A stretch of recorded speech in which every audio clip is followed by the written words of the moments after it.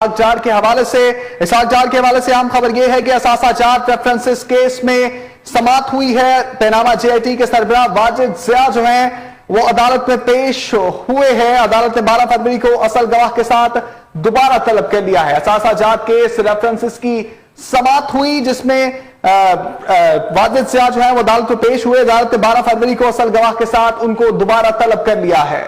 आपको अपडेट करते चलने के इसहाकदार के खिलाफ आमदन से ज्यादा असासों का रेफरेंस की समाअत हुई। पनामा जेआईटी के सरबराह वाजिद ज़िया एहतसाब अदालत में पेश हुए। अदालत ने 12 फरवरी को असल गवाह के साथ दोबारा तलब कर लिया। आपको अपडेट करते चलने के इसहाकदार के खिलाफ आमदन से ज्यादा असासों जात का रेफरेंस की समाअत हुई। असल बयानात रिकॉर्ड न होने से बयानात रिकॉर्ड नहीं किए जा सके, इस पर बात करने के लिए जमीर हुसैन हमारे साथ मौजूद हैं। जी जमीर हुसैन, आगाह कीजिएगा, क्या तफसीलात है इसके हवाले से? जी बिल्कुल, आज एहतसाब अदालत में आमदन से ज़ायद असासा जात केस की समाअत हुई और एहतसाब अदालत के जज मोहम्मद बशीर ने इस केस की समाअत की थी।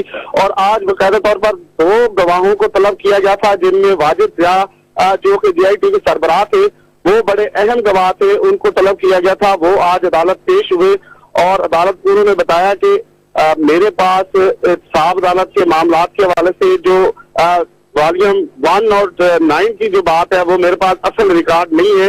जब तक रिकॉर्ड नहीं होता मेरे पास, मैं उसका बयान रिकॉर्ड नहीं करवा सकता। और मजीद एहतसाब अदालत के जज ने कहा कि हमने सुप्रीम कोर्ट को पहले भी इस हवाले से खत लिखा था, मैं आपको याद करवा देता हूँ। तो मजीद 12 फरवरी को दोबारा वाजिद ज़िया को तलब किया गया है कि वो 12 फरवरी को अदालत होंगे और यहाँ रिकॉर्ड करवाएंगे।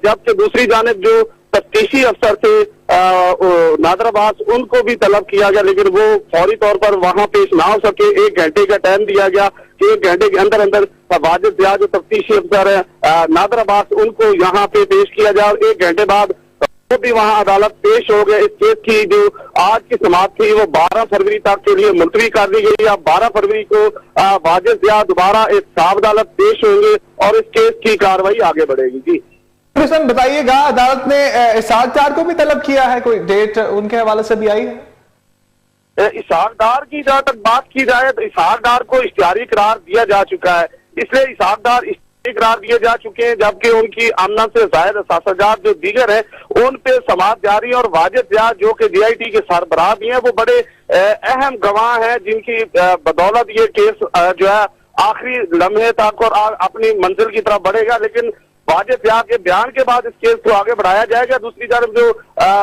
इसहाकदार हैं वो बीमारी की बायस मुल्क से बाहर हैं और वो पेश नहीं हुए थे और अब भी पेश नहीं हो रहे, इसलिए उनको इख्तियारी करार दिया जा चुका है। जी बहुत शुक्रिया जमीर हुसैन, आपने हमें आगाह किया।